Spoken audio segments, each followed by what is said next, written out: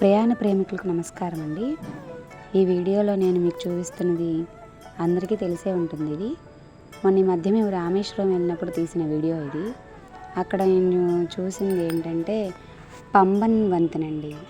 ఇది మన భారతదేశంలో సముద్రంపై నిర్మించిన మొట్టమొదటి వంతెన అంటండి. పంబన్ వంతెన అదేనండి, పంబన్ బ్రిడ్జ్ అంటాం కదా, అదిగో కనబడుతుంది కదా అది. ఈ వంతెన 1914లో నిర్మించారంటండి.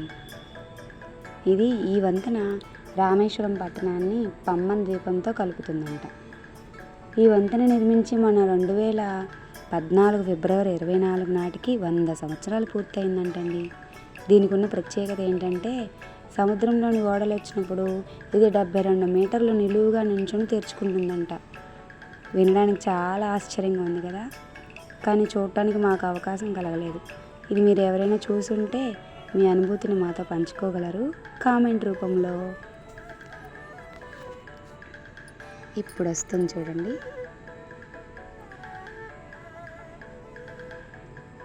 2.5 కిలోమీటర్ల ఉన్న వంతెన ఇది.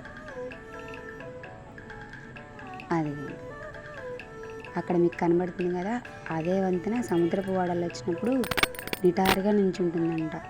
ఎంత ఆశ్చర్యంగా ఉంది కదా.